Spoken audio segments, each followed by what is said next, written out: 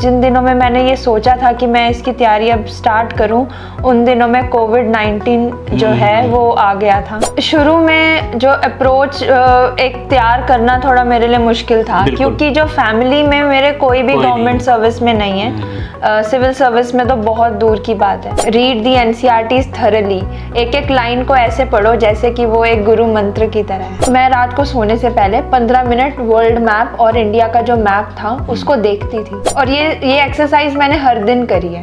And में UPSC ने permutation combination पूछ लिया, राइट? तो मैथ्स की तो रेंज ही बहुत है, आप कितने क्वेश्चन तैयार करोगे? और थोड़े बहुत क्वेश्चन नहीं पूछे उन्होंने, 10 क्वेश्चन पूछे आउट ऑफ 18 पीएनसी से 10 क्वेश्चन। जी, that Rome was not built in a day, it applies for the mains, that this is not an overnight thing. आपको महीने लग जाएंगे इसकी तैयारी करने के लिए।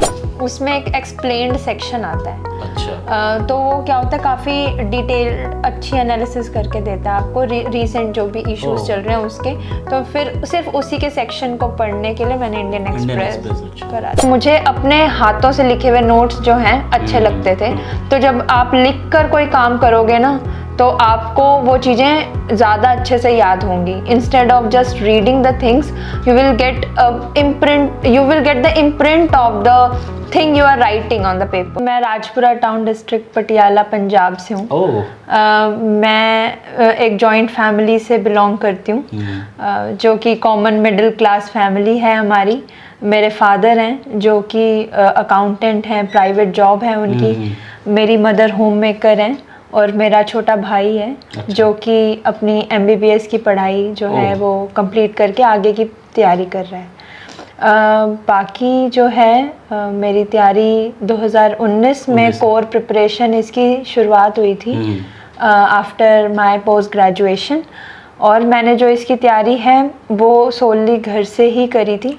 जी, क्योंकि जिन दिनों में मैंने ये सोचा था कि मैं इसकी तैयारी अब स्टार्ट करूं, उन दिनों में कोविड-19 जो है वो आ गया था। अच्छा। तो जो है वो जो रिस्ट्रिक्शंस आ गए थे, हम नहीं जा पा रहे थे बाहर, मिल नहीं पा रहे थे, सोर्सेज को ढूंढ नहीं पा रहे थे करोल बाग जाकर वगैरह। तो मैं वहाँ पर वो एक रुकावट आ गई थी। तो अब प्रिपरेशन को मैं रोक नहीं सकती थी। तो मैंने अपने घर से ही अपनी प्रिपरेशन को कंटिन्यू रखा। मैम, घर से आपने प्रिपरेशन कंटिन्यू रखा तो कहीं ना कहीं कोई तो सपोर्ट होगा, कहीं से गाइडेंस तो आपने ज़रूर ली होगी। किस तरह चीज़ों को आपने आगे बढ़ाया? अप्रोच क्या थी? देखिए, शुरू में जो अप्रोच एक तैयार करना थोड़ा मेरे लिए मुश्किल था, क्योंकि जो फैमिली में मेरे कोई भी गवर्नमेंट सर्विस में नहीं है, सिविल सर्विस में तो बहुत दूर की बात है। तो मैंने क्या किया था कि मैंने टॉपर्स की स्ट्रैटेजीज देखी थी, वो भी रेलेवेंट टॉपर्स जो मुझे लग रहे थे कि बिल्कुल वो लॉजिकल बात कर रहे हैं। जैसे एक श्रुति शर्मा मैम है, उनके बारे में मैंने देखा था। स्मृति मैम है, पिछले साल की रैंक 4 होल्डर हैं वो, और उनका सब्जेक्ट भी जूलॉजी था। तो मैंने उनकी स्ट्रैटेजी को फॉलो किया था। तो ऐसे कुछ टॉपर्स थे जिनका मैंने देखा था, उनके रिसोर्सेज को जाना था कि उन्होंने जो है कैसे अपनी तैयारी इनिशिएट करी थी। दूसरी चीज़ ये है कि मैंने पहले अपना कोर फाउंडेशन को थोड़ा सही करा था एनसीईआरटीज़ को पढ़कर। तो मैं बाकियों को भी यही सजेशन दूंगी कि if you are thinking about the preparation for civil services, please make your core foundation very very strong, and it lies in the revision of NCERTs. Read the NCERTs thoroughly, एक एक line को ऐसे पढ़ो जैसे कि वो एक गुरु मंत्र की तरह है। बिल्कुल बिल्कुल बिल्कुल सही बात है। तो मैम, जैसे आपने कहा कि टॉपर्स के जो नोट्स थे उनकी जो स्ट्रेटजी थी आपने देखी और उसको फॉलो किया। कितने टॉपर्स, हर टॉपर्स के अलग अलग स्ट्रेटजी होती है, उनकी अलग अलग अप्रोच होती है।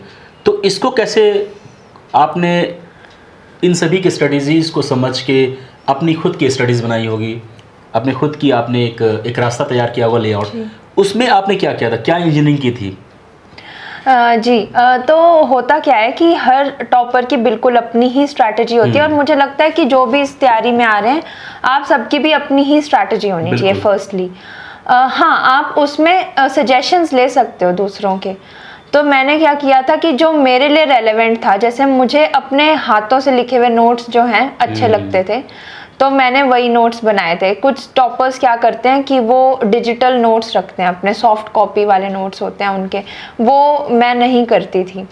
मैंने अपने हाथों से नोट्स बनाए थे। इसका सजेशन मैंने लिया था श्रुति शर्मा मैम के नोट से, उन्होंने भी यही किया था, तो मैंने भी वही किया और मुझे ये लगता था कि ये मदद करेगा मेरी आंसर राइटिंग में मेंस की, तो मैंने लिखना चालू करा।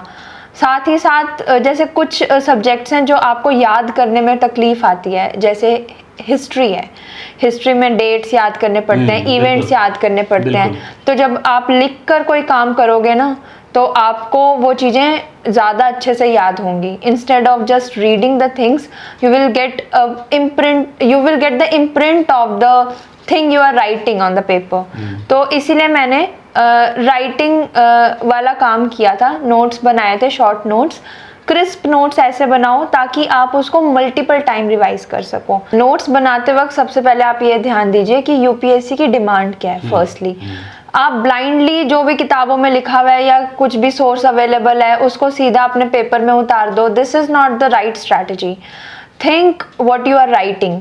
For example there is a topic on monsoons, तो you must be aware about the things that is asked in the questions. Prelims में क्या पूछा जा रहा है, मेंस में क्या पूछा जा रहा है उस टॉपिक से रिलेटेड, उन सब चीज़ों को आप अपने नोट्स में बनाइए। दूसरी चीज़, अपने नोट्स को होलसम बनाओ। कैसे? डायग्राम्स डालो। जैसे मॉनसून का मैंने एग्जाम्पल दिया, तो आप डायग्राम बनाइए उसमें। उससे क्या होगा कि आपको हर समय थ्योरी नहीं देखनी पड़ेगी, डायग्राम देखकर आपको याद आ जाएगा कि मैंने इस थ्योरी में क्या लिख रखा है। तो ये होती है strategy to quickly revise the things. और ये वाली सेम चीज आप अपने मेंस में अप्लाई कर दीजिए। फॉर एग्जांपल मॉनसून्स पे क्वेश्चन आता है तो आपके पास पॉइंटर्स तैयार हैं, डायग्राम तैयार है, तो बस आप you are already 70 to 80% there, closer to your exam. शुरू के 2 अटेम्प्ट थे, उसमें मेरा प्रीलिम्स ही नहीं हुआ था और सबसे बड़ी जो अड़चन आ रही थी वो थी सीसैट। तो ये मेरे लिए काफ़ी जो था ना डीमोटिवेटिंग हो गया था एक पॉइंट पर आपको प्रिपरेशन में डीमोटिवेट नहीं होना है। तो मैंने क्या किया था, इसमें जज किया था कि मैं आखिर गलत हूँ कहाँ पर। ठीक है, उसके बाद आप स्ट्रैटेजाइज कीजिए। तो मैंने जो अपने एक्सपीरियंस से सीखा वो मैं आपके साथ शेयर कर देती हूँ। इसमें क्या है कि we have so many things, we are getting range of questions, पर कुछ पैटर्न सिमिलर हैं। जैसे पॉलिटी के अगर क्वेश्चंस आ रहे हैं 15 क्वेश्चन फॉर एग्जांपल, तो they are coming directly from your single book Laxmikanth and the NCERTs. Okay, तो आप वहीं पर स्टिक रहिए। दूसरी चीज़ है, इकोनॉमिक्स से फिक्स्ड क्वेश्चंस आते हैं, कंसेप्चुअल क्वेश्चंस आते हैं। जैसे क्वेश्चंस पूछ लिया ऑन द इन्फ्लेशन, क्वेश्चन पूछा on repo rate, reverse repo rate. तो अगर आपके कंसेप्ट क्लियर है इन्फ्लेशन को लेकर तो आप उन क्वेश्चंस को आसानी से क्रैक कर लोगे। तीसरा पैटर्न देखा जा रहा है मैपिंग का। मैपिंग के क्वेश्चंस बहुत डायनेमिक होते हैं।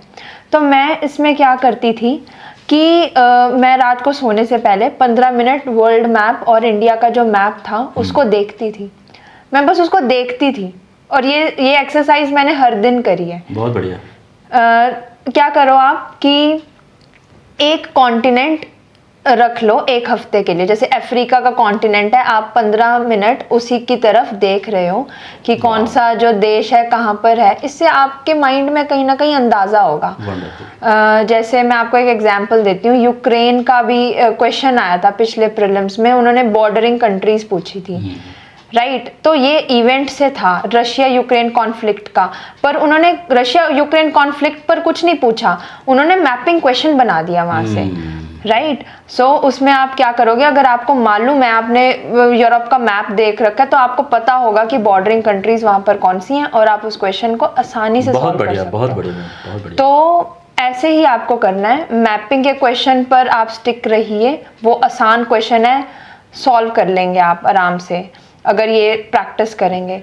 दूसरी चीज़ है, आप देखना कि इंटरनेशनल रिलेशन के फिक्स्ड क्वेश्चन आते हैं 2 या 3। आपको एक करंट अफेयर की कोई भी मैगजीन से या फिर हिंदू जैसे मैंने पढ़ा था, तो इन सब से वो क्लियर हो जाएंगे। पॉलिटी के क्वेश्चन है, एक ही किताब से करना है। दूसरा है इकोनॉमिक्स, फिक्स्ड है, कंसेप्ट क्लियर कीजिए, वो क्वेश्चन भी क्लियर हो जाएंगे आपके। तो मैं ये कहना चाहती हूँ कि कुछ सब्जेक्ट्स ऐसे हैं जो परमानेंटली पूछे जा रहे हैं। आपकी कट ऑफ इस बार की कट ऑफ 75 आई है, हमें 75 मार्क्स जो है उन्हीं के ऊपर लेकर जाना है। और ऐसे अगर आप टारगेटेड वे में तैयारी करोगे अगर, तो आप आराम से कट ऑफ क्लियर कर सकते हो। आप ग्रे एरियाज पे मत शूट कीजिए, जैसे for example art and culture है। आर्ट एंड कल्चर जो है ना वो रैंडम पूछते हैं, तो कभी कभी वो किताबों में भी नहीं मिल रहा हमें। तो अब जहाँ पर कॉस्ट बेनिफिट जो रेशो है वो इतना ज़्यादा लो है, तो सेंस नहीं है वहाँ पर उस चीज़ के पीछे भागने का, आपका टाइम भी तो वेस्ट हो रहा है। रादर उन चीज़ों की तरफ जाइए जो आपको श्योरिटी है कि ये पूछा जाएगा। जैसे पॉलिटी की फंडामेंटल राइट्स हैं, हर साल उसमें से क्वेश्चन बनते हैं, तो उसको प्रिपेयर करो। आपको इसी को स्मार्ट स्ट्रैटेजी बोलते हैं, इसी को स्मार्ट प्रिपरेशन भी बोलते हैं। तो वहाँ पर टारगेट करो जहाँ पे आपको मालूम है। मैम रिसोर्सेज की बात करें तो ऑलमोस्ट जीएस के लिए रिसोर्सेज तो ऑलरेडी सभी को पता है, फिर भी आपने कौन कौन सी रिसोर्सेज? ओके, मैंने पॉलिटी के लिए लक्ष्मीकांत पढ़ी थी अपार्ट फ्रॉम एनसीईआरटीज। ज्योग्राफी के लिए मैंने स्ट्रिक्टली एनसीईआरटीज पढ़ी थी। ज्योग्राफी के लिए? हाँ जी। उसके अलावा एडवांस बुक नहीं मैंने नहीं पढ़ी थी। मैं अपना बता रही हूँ क्योंकि मेरे को लगता है कि कंसेप्चुअल क्लैरिटी आपको एनसीईआरटी से मिल जाएगी। दूसरी चीज़ है, आपको जो गैप फिलिंग करना है वो आप पीएमएफ-आईईएस से कर सकते हो। और जो जैसे कुछ पैटर्न्स को समझिए, जैसे ना ज्योग्राफी में कुछ पैटर्न्स आते हैं ऑन मिनरल्स, जैसे मिनरल्स के क्वेश्चंस बहुत पूछे जाते हैं। उसके लिए मैंने क्या किया था, मैंने नोट्स बनाए थे गूगल से।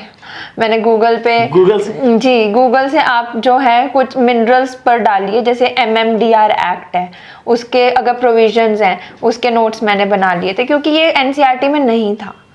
ठीक है, तो गूगल पर सिंपल टाइप कीजिए, जैसे रेयर अर्थ मेटल्स हैं, type them, you will get the data, you will get the different elements. वो आप सीधा अपने नोट्स में उतार लीजिए। क्योंकि क्या होता है, क्वेश्चन पूछे जाते हैं, मिनरल्स के नाम दे देते हैं और वो पूछते हैं उसमें कि रेयर अर्थ मेटल्स कौन से हैं इसमें। तो जब ये एनसीईआरटी में नहीं है तो कुछ बच्चे को पता, मतलब कुछ बच्चे तो ब्लाइंडली एनसीईआरटी पे बिलीव करते हैं, तो फिर उनको कैसे पता चलेगा कि इसमें कुछ मिस हो रहा है और उसके लिए मुझे गूगल पे आना है? Previous year question papers, previous year question papers का पैटर्न है ये। ये क्वेश्चन बहुत बार रिपीट होता है, मिनरल्स वाला जो क्वेश्चन है। दूसरा क्वेश्चन रिपीट होता है रिवर्स पे, तो रिवर्स का आपको आइडिया होना चाहिए, कौन सी नदी किधर से बह रही है, उस नदी के तट पे कौन सा नेशनल पार्क है, कोई मंदिर है। तो ये जो इंटीग्रेटेड अप्रोच है ना, जैसे अभी मैंने एग्जांपल दिया कि कोई नदी है और नदी के बाजू में एक मंदिर भी है एंशिएंट कोई, तो इन्होंने क्या किया, ज्योग्राफी और हिस्ट्री को इंटीग्रेट कर दिया यहाँ पे क्वेश्चंस में। ऐसा होता है ना? हाँ जी, ये क्वेश्चन, या फिर कभी कभी नेशनल पार्क पूछ लेते हैं कि इस नेशनल पार्क से कौन सी मेन नदी बह रही है। अरे तो आपको मालूम होना चाहिए कि वो नदी जो है कहाँ से बह रही है। तो इसके लिए क्या मैप वगैरह यूज करेंगे हम? कैसे करेंगे? जी, आप अपने हाथों से मैपिंग करिए। अगर आप अपने हाथों से करोगे तो आपको मालूम होगा वहां पर। ये वाला प्रैक्टिस इंडिया के मैप आते हैं उसमें हम उसको चिन्हित कर दें या कर सकते हो, ये हर किसी का अपना है। मैंने क्या किया था, मैंने मैप बनाए थे। अच्छा, अपने हाथों से मैप बनाए थे आपने? मैंने बनाए थे, जहाँ पर भी जैसे नेशनल पार्क्स हैं तो मैंने नेशनल पार्क के बनाए थे जी। और नदी उसके साथ जी, उसके आसपास कुछ हिस्टोरिकल मॉन्यूमेंट है वो भी तो मैंने पैटर्न इसमें देखा था। जैसे मैं आपको एक एग्जांपल देती हूँ, जैसे जम्मू एंड कश्मीर में जितने भी नेशनल पार्क्स हैं वो मैंने मार्क करे थे। नेशनल पार्क्स को फिर मैंने जो है ये दिखाया था कि इसमें अराउंड कौन सी नदी बह रही है। तीसरी चीज, वहां की वेजिटेशन पूछी जाती है, तो मैंने वेजिटेशन मार्क करी थी, मतलब वहीं पर लिख दी थी बाजू में उसके। और चौथी चीज पूछी जाती है स्पीशीज, जैसे कि हंगुल मिलता है जम्मू एंड कश्मीर में, तो वहां पे मैंने वो जो मेन स्पीशी है वो उसका नाम लिख दिया था। तो ऐसे इंटीग्रेटेड अप्रोच होनी चाहिए आपकी जब भी आप कोई भी टॉपिक को कर रहे हो। और ये इंटीग्रेटेड अप्रोच कहाँ से आएगी? प्रीवियस ईयर क्वेश्चन से आएगी। मतलब एक मैप बना के आप समझ रहे हो कि आप कितने क्वेश्चन अटेम्प्ट कर सकते हो जी। मैम इसके अलावा जैसे हम अब आते हैं सीसेट पे, हाँ जी, जो कि आपके 2 प्री सीसेट के नहीं लिख लेते, और मैं समझ सकता हूँ मैम बायो से हैं तो एक होता है कि मैथ्स कमज़ोर होता है, तो मैम आपने फिर क्या किया प्री को, स्पेशली सीसेट को में कामयाबी हासिल करने के लिए? आपने एनालाइज किया होगा, चीज़ों को समझा होगा, गलतियों को समझा होगा, फिर उसको आपने करेक्ट किया इस अटैम्प्ट में, क्या किया था आपने? जी, सी सैट में जो है मैंने सबसे पहले क्या गलती करी थी मैं वो बता देती हूँ। मैंने उसको बहुत ही ज़्यादा लाइटली ले लिया था। मुझे लग रहा था कि प्रीलिम्स के 1 महीने पहले भी अगर जो है पढ़ लूँगी ना सी सैट को तो हो जाएगा, पर क्या है कि वो बर्डन अप होता रहा और जो एक तरीका है ना सॉल्व करने का क्वेश्चंस को, वो मैं डेवलप ही नहीं कर पाई और प्रीलिम्स आ गया। वहाँ पर जो है I missed the C SAT और ये बहुत बड़ा ब्लंडर था, उसकी वजह से मेरा पूरा साल खराब हो गया था। तो मैंने नेक्स्ट अटेम्प्ट जब अपना तैयार करना स्टार्ट करा तो मैंने सी सैट को शुरू में ही पढ़ना स्टार्ट कर दिया था, राइट विद द जीएस। मैंने जितनी इंपॉर्टेंस जीएस को दी थी उतनी ही इंपॉर्टेंस मैंने सी सैट को दी थी। हर दिन का मैंने मार्क कर रखा था कि 1-2 घंटे मैं सी सैट को दूंगी ही दूंगी। तो इसके लिए देखो सबसे पहले मैंने क्या किया था, क्योंकि मेरा मैथमेटिकल बैकग्राउंड नहीं रहा है, मैंने छोड़ दी थी मैथ्स 10th के बाद, तो I went back to 9th maths. जो 9th और 10th की मैथ्स की बुक्स हैं, इनफैक्ट 11th की भी मैंने एनसीईआरटीज को सॉल्व किया था। आर.डी. शर्मा को एनसीईआरटी की सॉल्व किया था आपने? एनसीईआरटी 11th की और 9th और 10th की आर.डी. शर्मा को सॉल्व किया था। अब मैं आपको इसका कारण बताती हूँ। ऐसा नहीं है कि वहां से डायरेक्टली क्वेश्चंस आ जाएंगे और आप सॉल्व कर लो, ऐसा नहीं होता।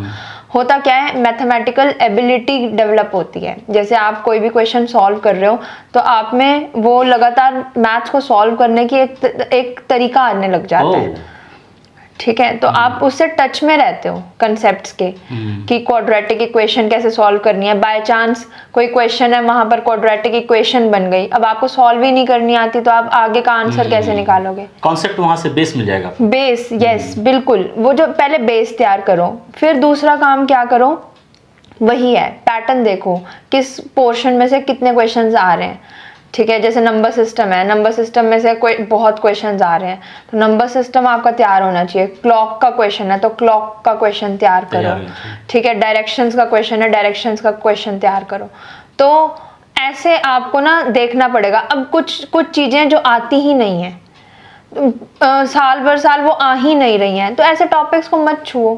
आपको हिट करना है टारगेट पे, क्योंकि इसमें सिलेबस की तो कमी ही नहीं है ना।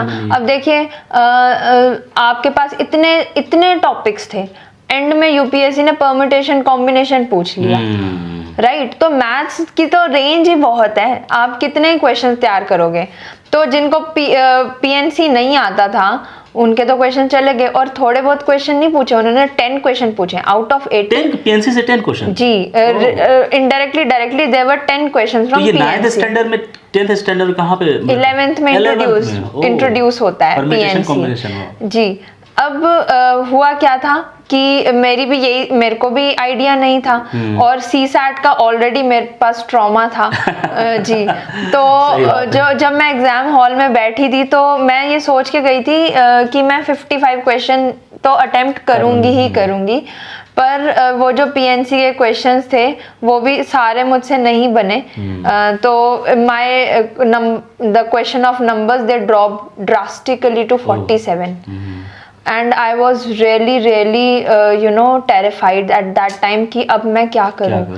तो मेरे पास वहां पर ये सोचने का वक्त नहीं था कि अब डर जाऊं मैं, नहीं। तो आपको क्या करना है, जो भी आप फिर क्वेश्चन अटेम्प्ट कर रहे हो ना वो ऑलमोस्ट करेक्ट होने चाहिए। फिर जैसे मैंने कॉम्प्रिहेंशन के सारे क्वेश्चन अटेम्प्ट करे थे फिर, क्योंकि मुझे पता है कि मैथ्स के रिड्यूस हो गए तो अब कहीं तो बढ़ाने पड़ेंगे ना आपको। और मेंस के बारे में बताइए कि मेंस की तैयारी कैसे किया आपने, किन किन बातों का ध्यान रखा, आंसर राइटिंग कैसे करनी चाहिए, है ना, हमें आंसर राइटिंग कैसे लिखनी चाहिए, क्या क्या बेस्ट टूल और टेक्निक होनी चाहिए एक अच्छे आंसर राइटिंग के लिए? जी सो इसमें सबसे पहले आप ये चीज़ का ध्यान रखिए कि जब भी आप प्रिपरेशन स्टार्ट कर रहे हैं तो आपकी इंटीग्रेटेड अप्रोच होनी चाहिए।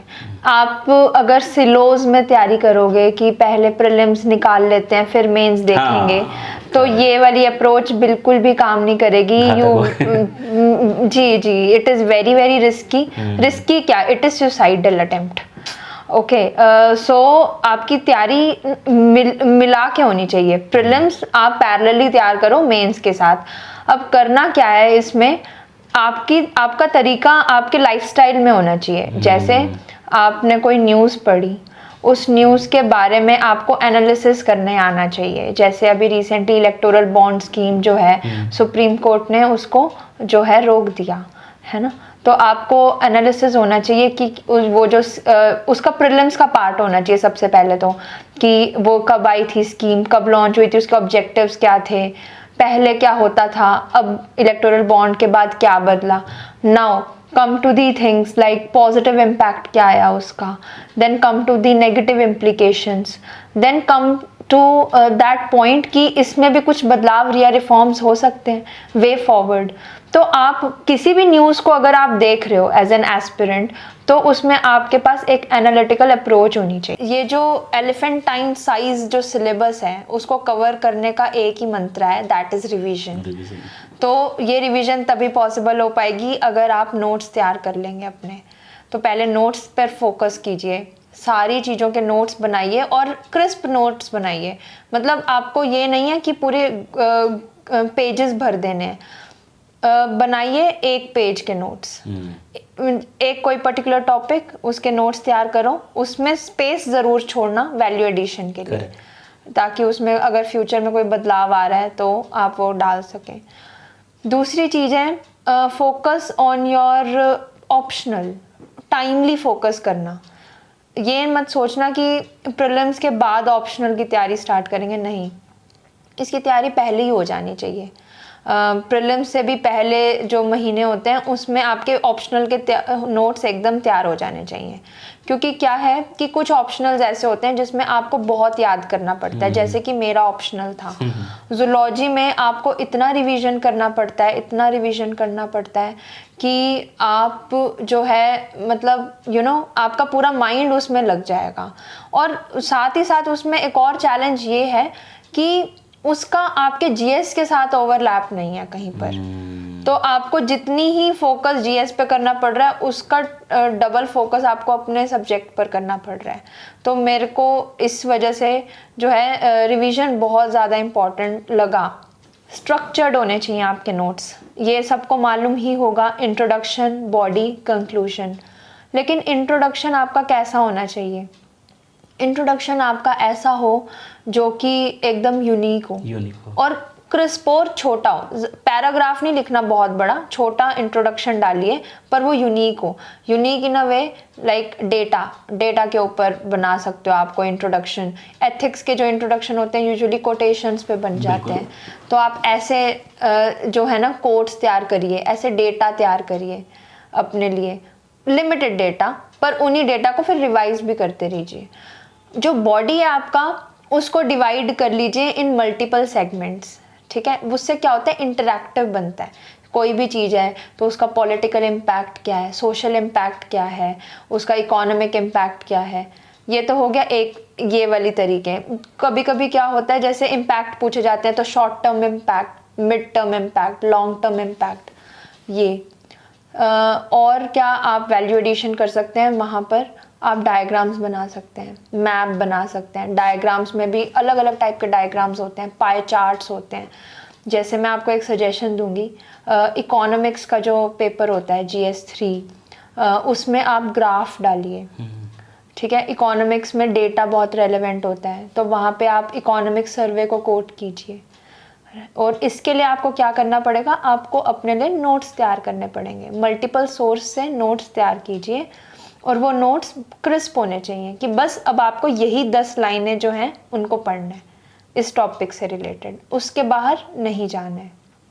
दूसरी चीज़ है, एक करंट अफेयर की बुकलेट फॉलो कीजिए। जैसे मैंने विजन की करंट अफेयर की बुकलेट फॉलो की थी, वो इसीलिए मैंने विजन की फॉलो की थी क्योंकि विजन का जो पैटर्न है ना वो ऑलमोस्ट सिमिलर है मेंस आंसर राइटिंग। अब हर सब्जेक्ट का अपना इंट्रोडक्शन होता है, राइट।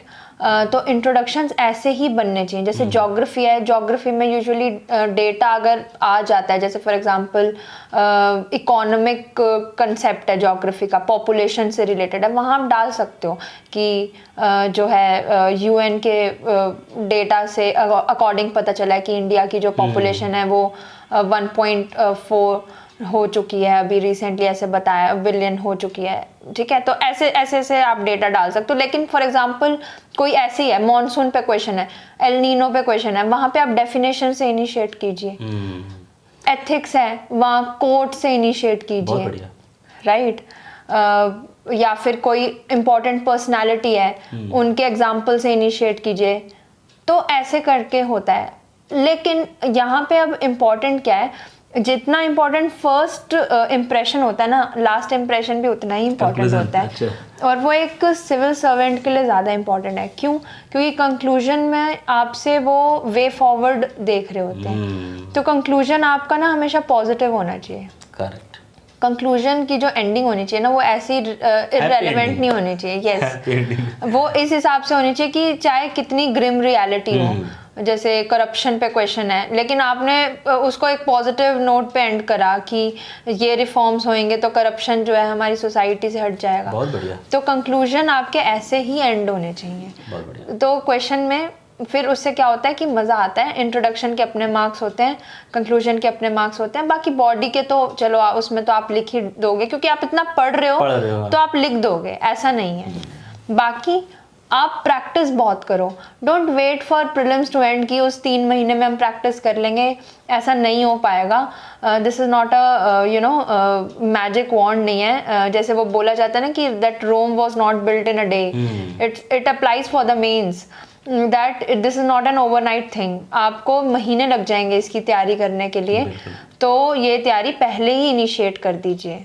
इसीलिए इंटीग्रेटेड अप्रोच होनी चाहिए हमारी प्रिपरेशन में। जैसे मैंने 2 न्यूज़पेपर पढ़े थे इस दौरान, हिंदू पढ़ा था और द इंडियन एक्सप्रेस पढ़ा था। इन दोनों को मैंने इंटरव्यू के अराउंड ही पढ़ा था।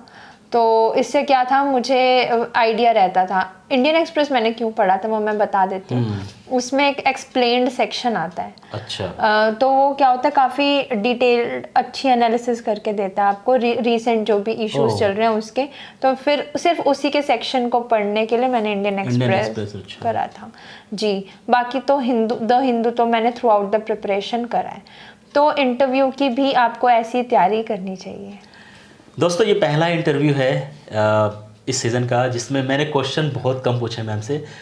क्वेश्चन पूछने से पहले ही मैम ने जवाब दे दिए और वैसी चीज़ें बताई आपको जिसका आप यूज़ करके अपनी प्रिपरेशन को बेहतर नहीं बेहतरीन बना सकते हैं। Thank you very much ma'am, God bless you.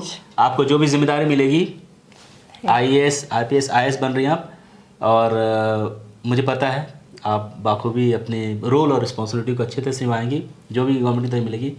और अपने चंडीगढ़, पंजाब कहाँ से हैं? डिस्ट्रिक्ट पटियाला का नाम रोशन करेंगी, इस देश का नाम रोशन करेंगे, अपने परिवार का नाम रोशन करेंगे। Thank you so much.